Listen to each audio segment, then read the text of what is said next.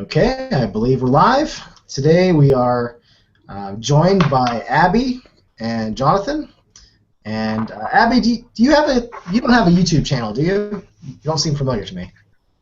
I'm really new. I do have one video on how to construct little figurines, like DM Scotty style. Oh, One okay. video over on the Beastly Manners, but it's not very active. Okay, well, maybe when we're all done, just put a link in the thread where we started this, and I'll try to put that down below. And Jonathan, Okay. you're the out of character guy, right? Yeah, yeah. Right? Okay, cool. I'm familiar. I think I'm familiar with the little icon down there, so it looks a little familiar to me. But yeah, we're gonna talk a little bit here, and then we're gonna just start playing. They had thrown out the idea of trying to play sort of a Renaissance medieval sort of game. So we're gonna do that. It's gonna be diceless, just role play. We're just gonna have fun and just do some stuff here for probably about half an hour. So we're gonna start out the scene with an execution. There is a large group of people. They're in this courtyard. It's very overcast. There's a slight drizzle and rain hitting you. It's coming down slanting. Just a breeze in your face. There's a large structure that's been built, and the person who's being punished has been thought to be dealing with like the magical arts, and half the people there, they're tired of this. They've seen executions like this before, but there's also other factions. There's some that they're just here for the bloodshed, or yes, they really believe in this punishment. All these things should be wiped out of existence. So that the crowd itself is just it's very there's just different groups of people like all mixed together. You hear chanting, you hear death to witches, you hear just bored conversations like, oh, here we go again, how they gonna kill this one. And up on the platform there's a man in a dark brown cloak and mask. Just has pretty much like the eyes that are visible, and he has various torture devices in his hands. And the poor man that's being punished, he's tied up by his wrists, and he's sort of hanging there, and his body has been like cut up a little bit. They basically just tenderized him. They just at the beginning stages of this long, drawn-out, torturous procedure that's going to happen. But our characters are in the midst of this group, and they're there talking to one another. It's pretty yucky. I'm looking around to see what other people's reactions are, and I'm seeing a lot of excitement over bloodletting, which I'm finding not too appealing. And I'm also seeing people with some concerned looks on their faces, as if they're analyzing what's going on, and I find myself drawn more towards the more intellectual approach. Like maybe this blood and circuses isn't really for my character.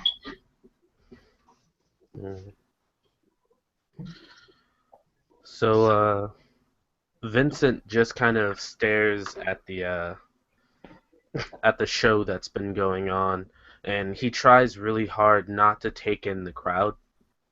And he just kind of, his face looks very passive, as if he's neither for or against it, but his hands are just clenched into an extremely tight fist, and under his breath he just says, "Zealots," and just kind of just stands there, just slightly shaking his head and shrugging to try to merge back into the scene. The torture has kept going. It seems that he's winding the man's hair in this like barbed nailed just handheld device, and he's just yanking large chunks of hair off the man's head. The screams are echoing off the cobblestones and off the walls of the buildings around you. There's cheering and chanting, and the torturer just grabs the hair and throws it into the crowd, and there's some kids that are grabbing it and pulling it apart and laughing and smearing it on people as they run around through the crowds.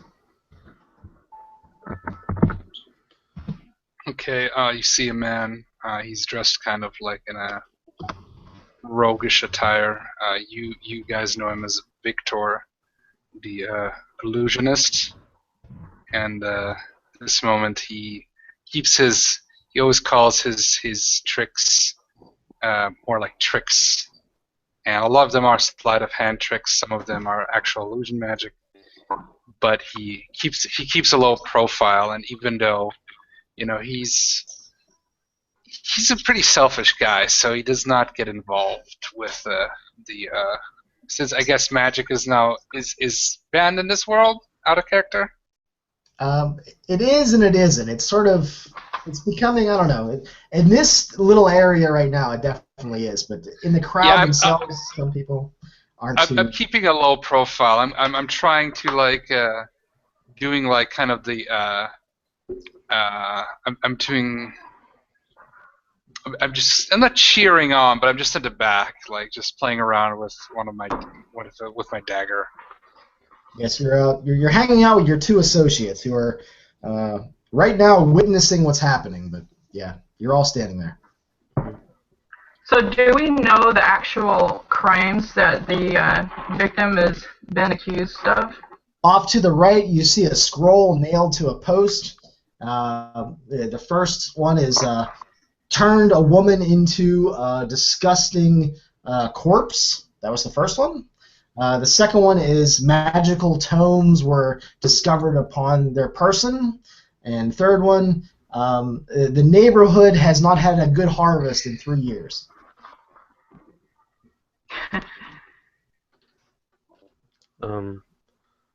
Yeah, my character just kind of looks at the two people around him and just goes, I wish they would just cut his bloody head off already. I'm just I'm playing with the knife. I'm taking a pack of cards out, and I'm thinking of doing the old the old hat trick, but with cards. Find a dame, or like find the what is it, the queen. There we go. This way I'm looking for some person to basically scam, and at that very moment, one of those kids that's running around with the bloody chunks of hair just runs into you and knocks the cards out of your hand. He sort of looks panicked. He looks down at the cards, looks up at you, and drops the hair. And then I'm like, I said, "Get away, Peck!" And I pick up the cards. The kid reaches down and grabs one of the cards and takes off. Oh, little brat.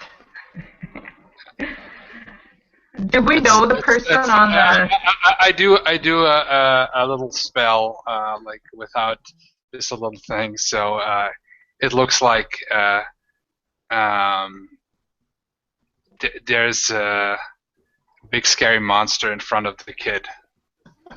He trips and falls and drops the card and then just starts screaming and runs out of the crowd. Okay, I do a little okay, out of character, I have one question. Is there any mechanics to the system at all, or is this like... No, and Jonathan, as you said, how cooperative is this? Feel free to be part-time GMs, whatever. We're just here to home, so. Okay, so I do a little telekinetic movement of the card without getting noticed. I just get the card back. So... Okay. And Abbie, do you know the person that's being tortured? That's up to you. Yeah. Okay. I'd kind of like to step in and slow it down if that would be possible, but I'm not sure if I knew more of the background of the person being tortured. How about they're your brother? Let's go with that. It's your brother up there. Oh. I'll let him drive. No. This just escalated real quick. I don't know. I can't really see how one person could have done bad deeds to a harvest 2 years in a row, turning a woman into a corpse. Now that's kind of interesting. Again, I'm kind of analyzing the situation, trying to figure out, is it worth it to step in, or do we just watch the crowd and I'm just kind of bored, and I said, oh bloody hell, and I just what I do is I have suddenly I create an illusion of right in front of where you're getting tortured, in front of the person. There's a giant monster, a demon monster, and it says, "You have angered the great god Cthulhu.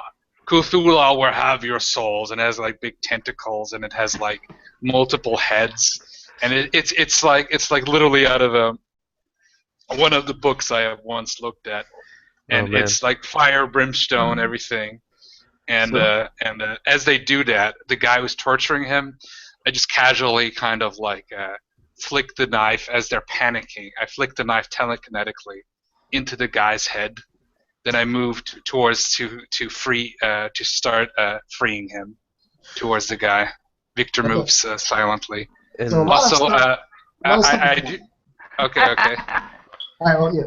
So this creature appears, and it's interesting because the people that are chanting for, they're very excited about this happening, seem to have no reaction at all to this image that's appeared. But everyone that was sort of not really paying attention or didn't really seem to have much invested in what was going on, they freak out. They scatter. They're screaming. They're running for the doors, wherever they can get away from this place.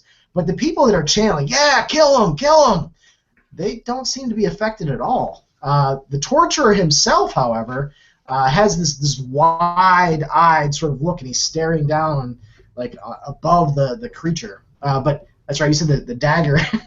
All right, so he has the dagger, and that hits into him. He's staring down at the monster, and then the dagger just hits him right in the neck, and he falls off the back into a horse watering trough, and it splashes water everywhere, and you just hear him thrashing back there. So that's happening, and then so what is the reaction of the other two characters? Let's do that, because that was all you. So Mason just kind of grabs Victon's arm, just goes, "God damn it, Victon!" And so I just imagine that I shake it off. I'm just whatever. So I'm just going to imagine that some guy standing very close to the stage, wearing gleaming armor, he just cuts right through the illusion and just points his sword directly at us. And I just imagine I'm like, "God damn it, you've gotten us caught now." You're really gonna make it harder for us. This is an interesting game. Okay, oh, yeah. I like it. Oh yeah. Okay, so Abbie, so your brother seems to be he's still hanging there. Chunks of his hair have been removed. He's got red welts all over his body. What is your reaction? Because these other people are doing stuff too. I think I'd like to pull a hood over my head partially. If I could get my way up onto the gibbet, is that what it's called? The platform there. So you start to crawl up.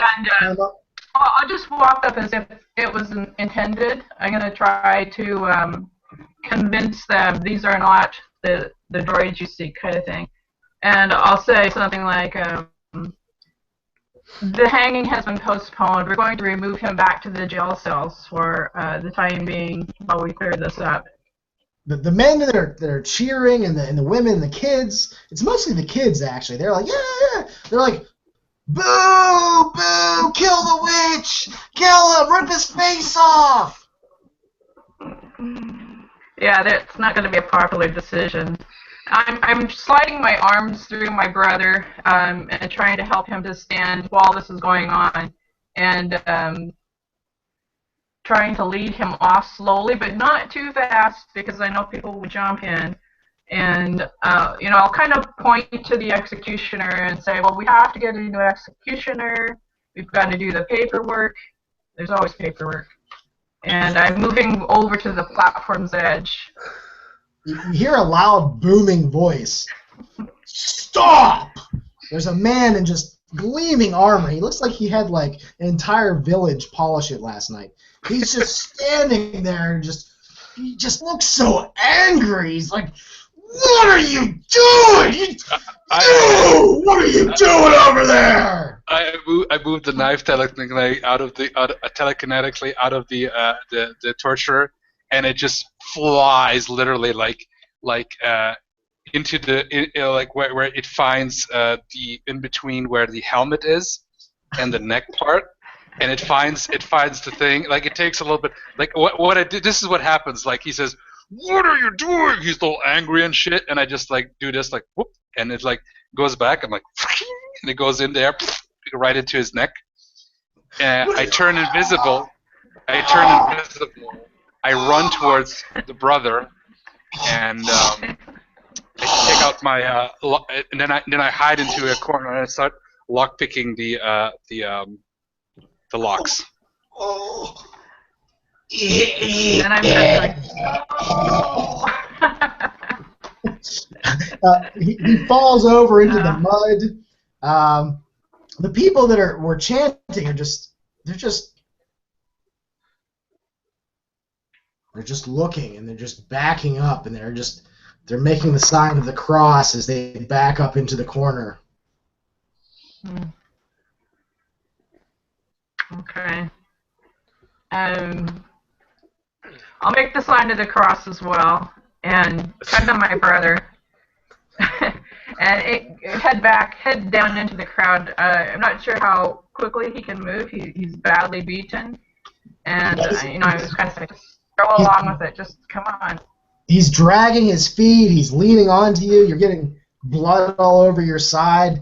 The section of his hair that's been removed is just running into his eyes and into his mouth. He's spitting out blood every once in a while. But he's trying his best. He's thank you. Oh, my teeth. Oh. And I'm just saying, this is gonna. If I get you out of here, this is gonna cost you. And I was like, you're not worth it, but yeah, you're my brother. So I get him off the platform, heading into the mess of the crowd, looking around for. I'm hoping my two buddies are out there, and trying to avoid the. So this is what I. Most vocal of the crowd. I just had an idea. Okay. Sorry, it's like right, the troll comes out of me right now. It's like where I say, okay, this is what I say. As this is happening, right? You have some guards come out, like some heavy duty guards with crossbows, and they snapped out of it. And they start shooting at me. I get a crossbow right in my shoulder, right? And then what I do is like, well, God damn it, time to use that thing I got back in the Al Jawari in the south, and I just tear up my shirt, and there's a big tattoo of a hippogriff, and then I start like chanting, and the tattoo comes alive, and it jumps out of my chest, and you have a big hippogriff, and I'm like, jump, get on it. All right, so Jonathan, what's your character's reaction to all this? So Mason's reaction is just one of annoyance, and he's just kind of like watching this whole scene, just like almost amazed that this is all happening, and as like he just accepts this, he just closes his eyes. And you just kind of feel the ground shaking as he like slowly closes his fists, and like all the guys with the crossbows, like they're trying really hard to keep their balance, and like some of them are still trying to shoot, and the arrows are like going all over the place. And then he just like pulls his hands apart, and the ground just starts raising as it just gets split apart. And yeah, he just looks at the hippogriff and just kind of rubs the space between his eyes and just runs as fast as he can to get on board. The wings outstretch, and They're stretching and flapping. It smells like body odor, like really strong, like just wafts up into your nostrils. You're not really sure why, but the wings are flapping. It's thrashing its head around and violently. Yeah. Okay. I'm moving my brother towards the hippogriff. Not too sure of it, but the alternative doesn't seem much better. I reach into a pocket and pull out some powder, throw it on the ground, and it instantly ignites, causing a really bright light. And the intention is to stun or to at least temporarily blind anyone who's looking.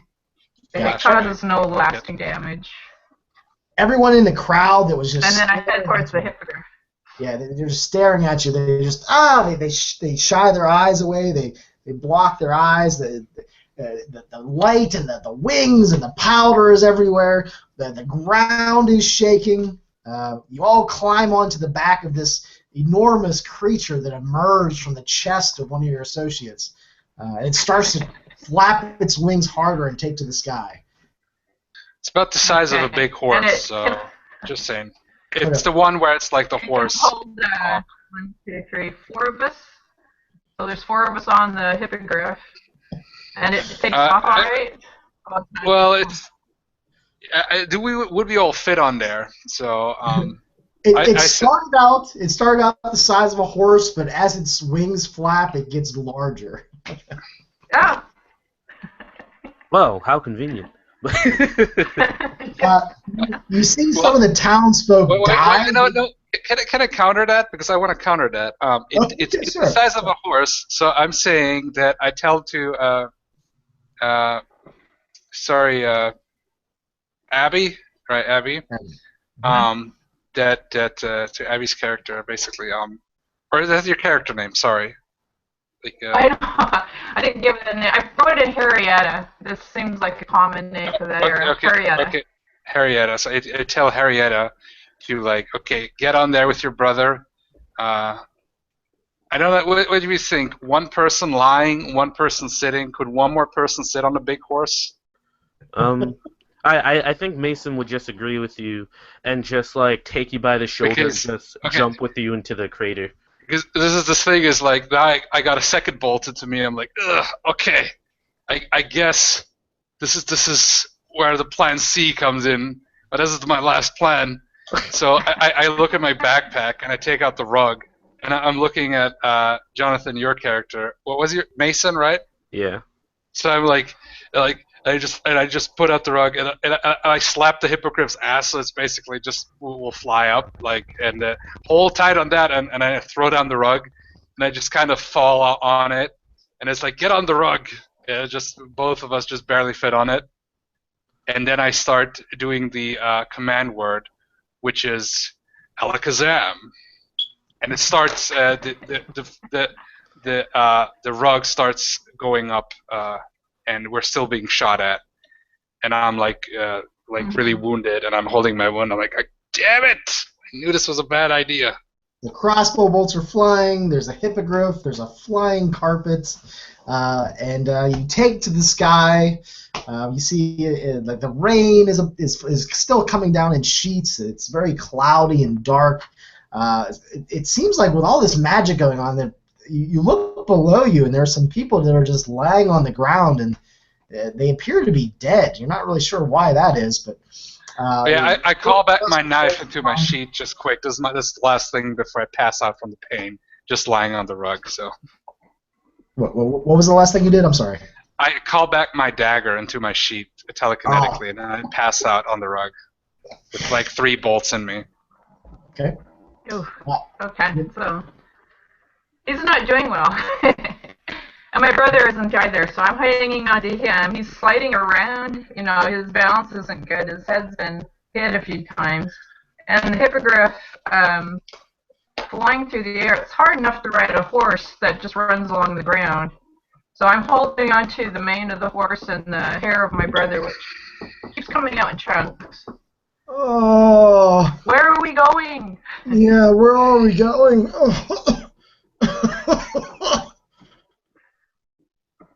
Out of character, I would imagine that the hippogriff would be trained, and also the rug would be programmed magically to go back to a safe house. Now, how well it works or not, I don't know, because the guy who I got these items and tattoos from might have, sold us a not so quite well working.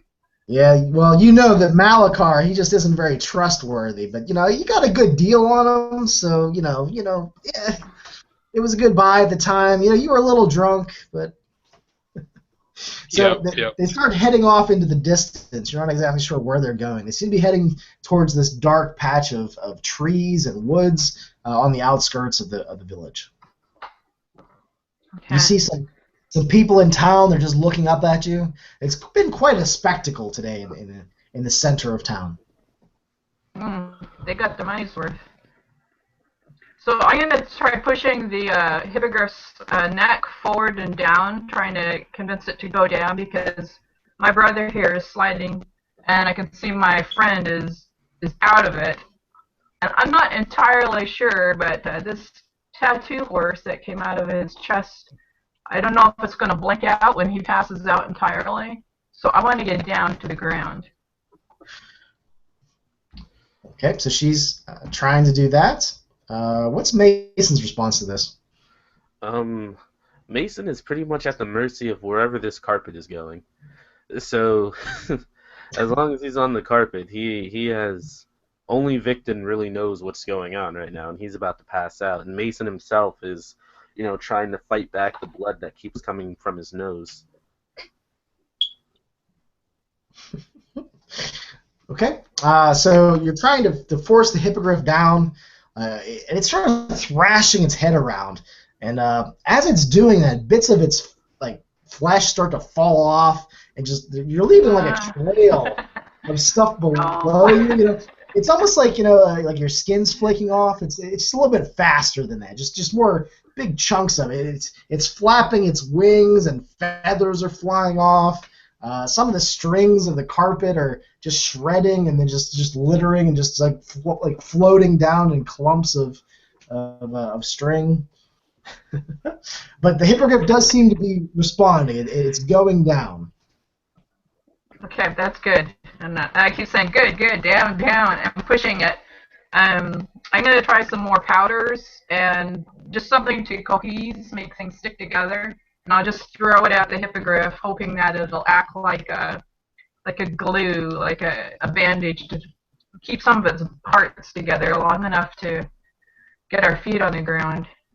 All right. Well, the hippogriff sweat and the powders sort of mix together, and it does seem to be doing some good, some work. Some of the feathers are now a little wet though, and it's flapping a little bit faster.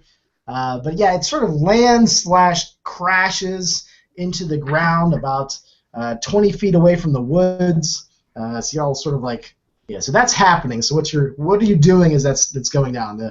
The carpet, however, is still it's still flying straight. So the hippogriff has gone down, and the flying carpet is still programmed to continue forward. And I'm like, okay, so I do a wake up just for a second, and then I say the code word to land conveniently, because are we still in the air? Damn it. What was that word? Land sesame. And then the carpet starts landing, and as it lands, it actually falls apart, and we kind of we crash, not too hard, but we crash, and the carpet just flings away, and it just burns into a big blue flame, and it's just disintegrated, kind of. Wow. And okay, so I'm gonna watch. As I fell, the bolts even more deepened into my body, and I'm starting to cough up blood. I knew that traitor was full of it. Real authentic flying carpets are worth like a kingdom's treasury. Ugh. And I pass out. Okay. So he's on the ground. My brother's nearly there. I'm gonna drag him, lay the two side by side. I'm gonna turn to Mason and and ask, like, what do we do? What do we do now? Do we have any healing potions? And Mason just he's almost not even paying attention at you. He's much more concerned with like the growing circle of people that have just crowded around us as we've crash landed, and he's just kind of again rubbing the space between his eyes, just like, oh my god. Wait. I will counter that. How the hell, from where did all these people suddenly magically appear? Well, I we thought landed we in a were in the town. woods. I thought we were like in the woods, in the middle of the woods. Oh, I thought we landed in a town. My bad. Yeah, you're on the outskirts of the town. Okay. Oh, okay. Oh. The flashback. He's having a So as you've flashback. been flying out of here, the mob of people have just been like looking up and walking along your trail. So they're probably a little bit of ways though, but there is a group coming. How about that? They're coming towards you. All right. Okay. So we've got a few minutes to regroup. Do we want to try to fight them, or do we want to try to run? No, I just go, we should be fine. And you just see me again just kind of push out my hand, and the forest just kind of starts to move a little bit, shift, and you can start to hear like aches and moans from the people as they're kind of, the forest is shifting to kind of create a maze before they can get to us. It'll take them about an hour to get here. And even then, that's if they don't get bored and go back home. Yes, you hear the rustling leaves of the trees. You hear the sound of wood bending and creaking and rubbing up against each other. As you start to try to morph one of the trees, the tree just kind of moves at you and says, "Who disturbs my friends and me?" And he just starts standing up, and you're a big tree-like, ant-like creature looking at you. And I'm like, you should have not do that. These friends of mine were just where they're supposed to be. You messed up everything. You messed up everything. And I just say, Skova, it's me. It's Mason. My friends are hurt, and I need your help. I'm like, I think he's barking at you.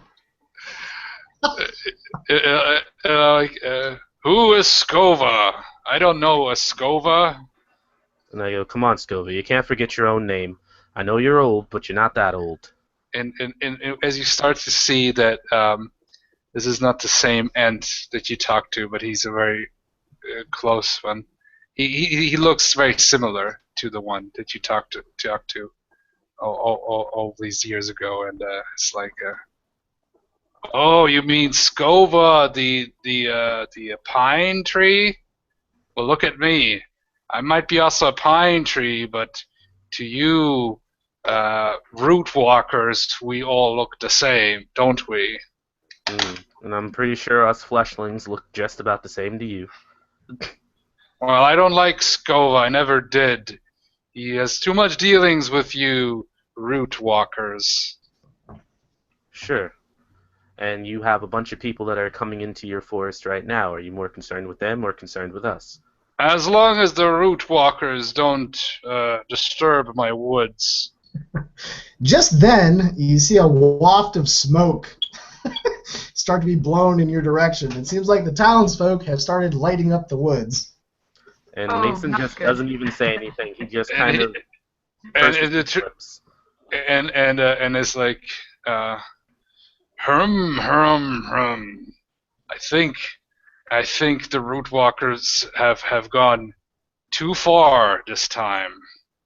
I have talked with your inquisitor that this woods should not be chopped, the Grey Woods, and I will have to call upon my brethren.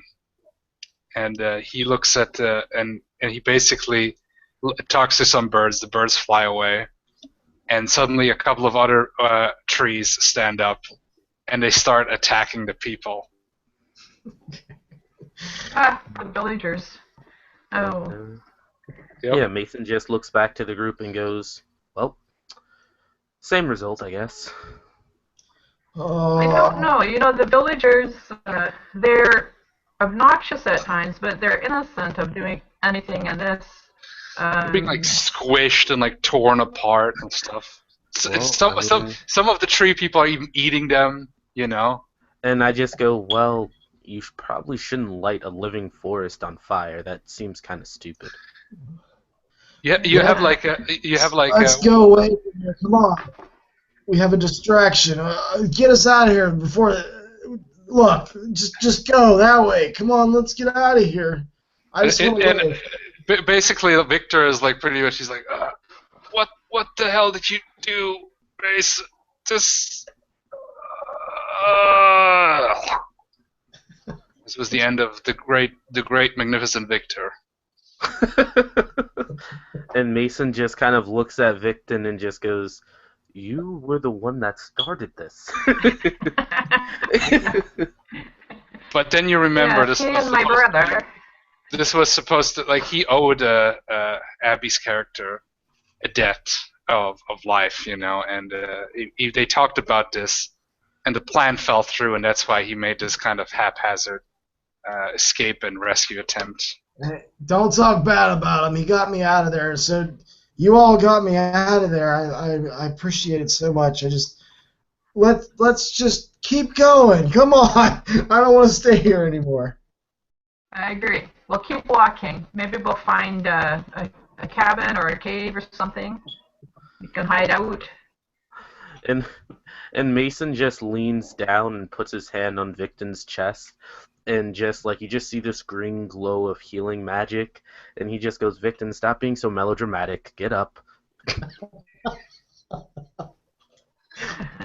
As you do the healing magic, some of the runes on his body that you notice is when they start shining, but basically as you try to bring him back, he starts moving, and what you can see on his back of his head is a symbol of a let me see this. It kind of looks like a pentagram, and it kind of starts glowing. And just before a victim comes back, the wounds start to fester more, and the victim just like and he starts changing into like this. He stands up and he like and he says, "Oh yes, I won't be melodramatic." And his skin is just this inkish grayish, I was like red and black, and his eyes start to glow, and you see that somebody in the scuffle somehow has placed a mark that is basically a trap. Where anybody who gets like life magic, it actually changes into kind of a necrotic spell. So Victor now is like basically kind of a shadow zombie kind of thing, and he starts attacking you like. I don't know. I think I like him better this way. Just tie his arms up, and at least his legs will move. Oh, you see your brother? He's tired of waiting. He's let go of you, and he's like holding onto trees. He's walking into the distance and limping. Okay, so I'll follow my brother, and I'll pick up one of these tree limbs on the ground, these broken limbs I'm imagining, and give it to him as a walking staff. And I'll pick one up for myself for a weapon. So as Undead Victor is behind you, you guys are all lurching and moving into the woods. So I'll reach into a pocket and throw some flash powder back at him every few steps. Saboom, saboom. He gets like confused. He's like, oh! He goes to the shiny, and so he kind of loses ground towards you. Basically, he gets stepped on by one of the ants, and his body just kind of like disintegrates. So this starts like this different body parts start moving like Evil Dead style. So.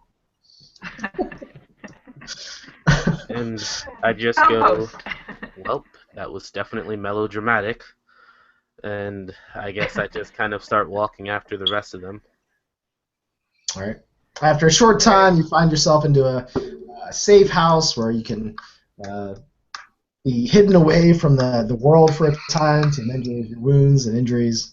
And but yes, your faces are probably going to be known far and wide for all of the arcane atrocities that have been committed in the small town of Garrington. So, all right. I guess that's it. Evil doesn't pay. Yay. All right, that was great. That was a nice warm up there. Thanks, guys. Yeah, no problem. Thanks for playing. I wasn't sure if I was going to be able to get enough people to play, but that's cool. Yeah, I guess there's a few that are. It's the morning here for me, so there's a few of us at this hour that are around. It's 7 p.m. for me, but it was interesting. It's like pure narrative is always like it's a dangerous field because like how much do you like it's very easy to power game and bullshit and just troll. Yeah. So I mean, I guess it depends on how story based you are. The more story based you are, the more you can like kind of narratively get your way around it. It's all about like I don't know. I had actually still some ideas how this would continue, because basically now this thing that was on Victor was a marker for a great Diabolist who is now would hunt you basically now. That was the idea. Huh. It's, because you have but now since you've basically gotten rid of Victor, it's like his. I mean, I didn't do anything. Apparently, the Trent stepped on him by accident. Yeah, we. Well, it's they're like running through constantly at this point, so. I thought it was a fun game. Yeah, it was fun. Thanks for playing Magic Users and Renaissance. Yeah. Thanks for pulling us all together there. Yeah, no problem. Right, I appreciate everybody playing. Yeah, enjoyed it. Thanks for jumping in at the last minute there, Sean. I didn't know you were even interested. That was cool.